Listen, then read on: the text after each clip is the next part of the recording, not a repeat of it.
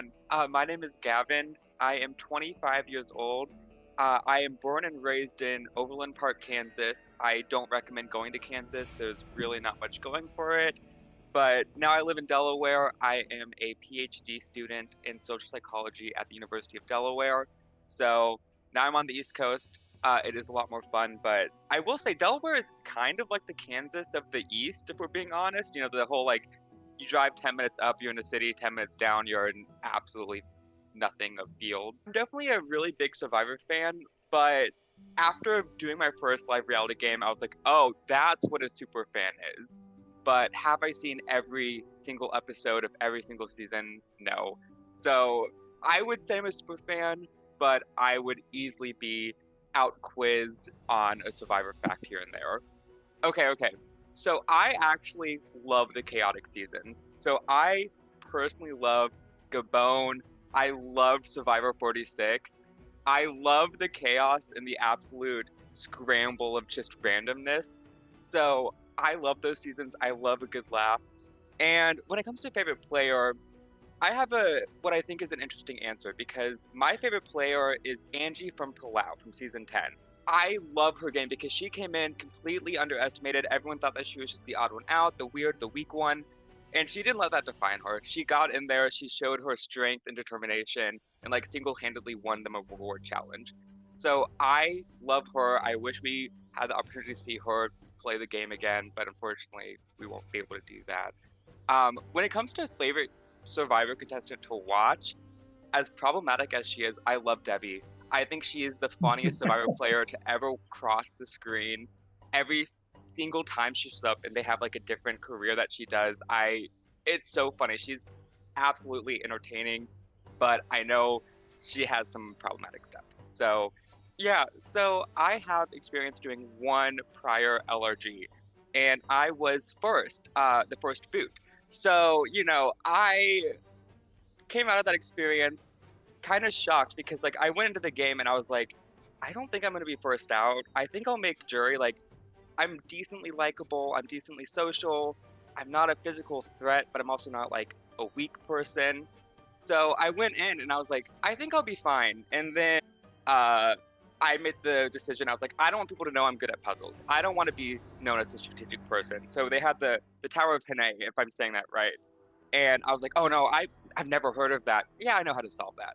So I kind of was like playing dumb, and then we lost because one of our tribe mates couldn't finish it.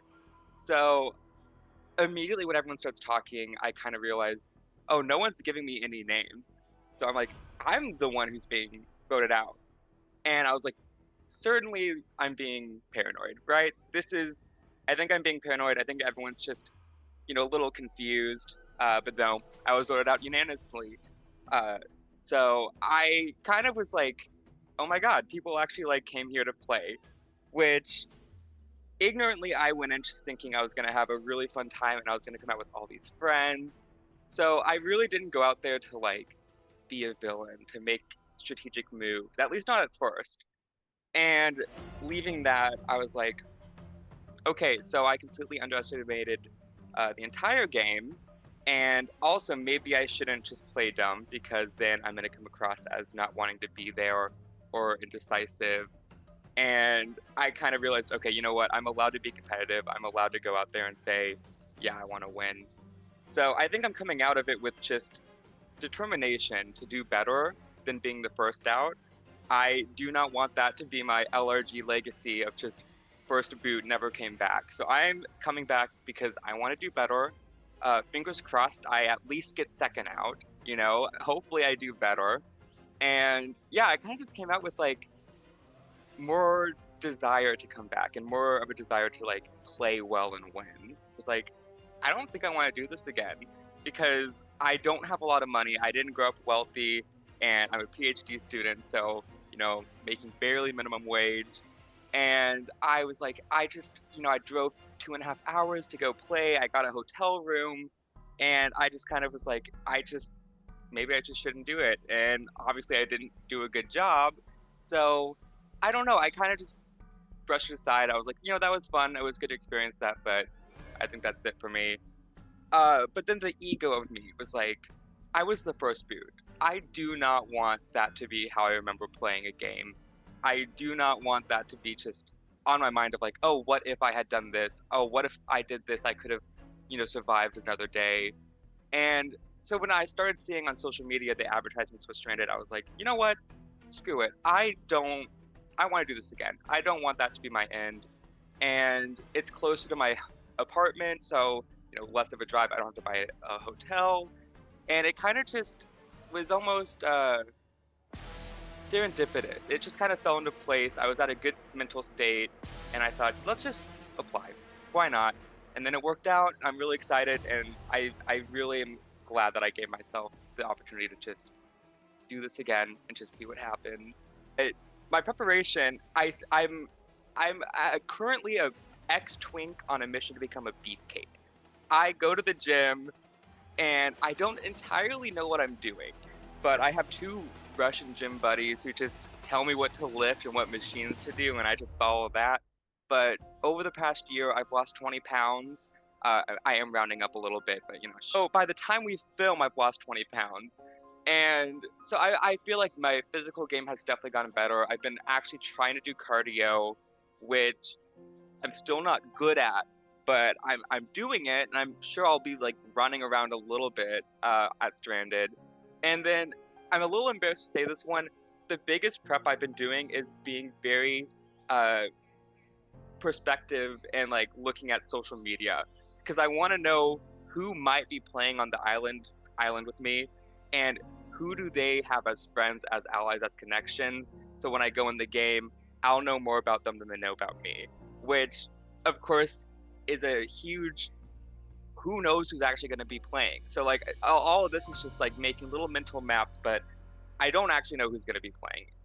Maybe this is all for nothing, but I think at least having an idea of who might be out there. Do they have friends who also play LRGs? How well connected are they? I'm hoping will give me the advantage of saying, hey, look, these two people are obviously going to work together. Maybe we should get one of them out right now so they don't like just completely sweep us. So I'm being a little strategic there, trying to just learn as much as I can and hopefully use that to my advantage. I'm at least very confident that one person from competitive events my season will be on Stranded. And my money right now is between Emily and Kevin and maybe Andre. So those three are the ones I've been keeping an eye on specifically. I know Kevin is a huge strategic and physical threat. So I'm really hoping he's out there because I kind of want to play with him or against him if we get down to that. But but I know he is a huge powerhouse of a LRG player. So I kind of want the idea. I like the idea of going head to head with him again and kind of having my like redemption arc, either working with him and going to the final three with him, or maybe flipping on him and flipping the narrative. So those are three I've been keeping my eye on. I've watched all three episodes, but I will be honest, I don't think I have a perfect map of all the players. Like Becks, of course, is the one I like have the most like eye on because I know Becks. I've been looking at like Brooke and Megan. But especially with all the guys, I kind of am like, I actually don't know who these people are. But I have watched every episode. I want to understand what challenges there might be. I'm really hoping that the running challenge where you have to catch the other team, I really hope we don't do that because cardio is not my strength. But we'll see what happens when we get out there. So I've been just kind of looking at the challenges, the type of setup that y'all do, and hopefully being able to at least prepare for what could happen, what challenge could exist, and also the twist. I've been really interested in the like, I forgot the name of what you called it, but like the little island where the two players go. Yeah, and seeing how like they navigate that, because I think the advantages, disadvantages is going to be a make or break point, especially for me, of like, okay, who can I trust? How can I use this tool and this a little bit of a manipulation to get people to trust me or maybe not to trust me, depending on who it is, and kind of using that as chaos and using it as a fuel to like stir things up. And the second time, I want my game to be a lot more competitive than last time. I kind of went in a little bit too kumbaya because I wanted to be the like social ditzy one. I wanted people to think I was the like 0 vote finalist, the GOAT, and that didn't go well. So coming in, I still want this to be a very strategic game masked as a social game because I don't think I come across as smart as I am, at least not at first, and I want to be underestimated. I do want to make myself a little bit of a Liz Wilcox and just kind of go out there and like scream about Applebee's, being like, actually, I orchestrated this, this, and this, and I lied, and that got this person out. So I think villain is way too much of a stretch, but I want to be a chaos cast. I want to go out there and play a very me-centric game, not feeling guilty or ashamed to put myself first and to do what I know is logical and just play the game and hopefully do better, fingers crossed. Knowing that last time I went in to my first LRG and basically it got steamrolled out because I had no connections and everyone else did, I definitely am not foreclosing the idea of working with someone I know, even if it is someone who voted for me because everyone voted for me. So like, it's not like I have any beef towards a specific person. I really, if Kevin's out there, if Marisol's out there, whoever voted for me and got me out the first time, I do want to work with them because they're the only ones who know who I am. And if I can leverage any kind of connection, I think that's my advantage because otherwise I'm just going to be, pun intended, stranded. So, I definitely want and hope I recognize someone. And I hope that they recognize me because I know I've been, going on social media and looking at people. So I also have the fear of like recognizing someone and be like, oh, but you actually like don't know who I am. So it's like a one-sided relationship where I'm like, oh, I trust them. And they're like, I don't even know who Gavin is. Why would I work with him? So I, I hope I recognize someone, but more importantly, I hope they recognize me. And if they do recognize me, I still don't think they'll like know much about my strategy or gameplay. So I don't think it'll be a disadvantage. I think having someone there who knows me could only work in my favor for now. I get the sense that someone's calling my name out, and I have 30 minutes. I want to do everything I can to create uncertainty and to just create any kind of opening that I can take a pickaxe to and just slam. I really want to be a little bit messy if I need to be and just start strategically saying, hey, I really want to work with you. I know that you are strategic and very loyal and kind of just, hyping them up, making them think I'm on their side. Like, this person was saying your name. So I don't know if now's the right time, but, I think we should be on the lookout. And I want to handle it in a way that gives them the opportunity to take initiative. Because if they want the resume boost to say I survived because this person wanted to get me out and I beat them to it, I'm okay with giving them that satisfaction knowing that I'm the one who's planting these seeds. So I would just kind of start chaos in 30 minutes especially. I think that's enough time for me to dig into people's minds a little bit.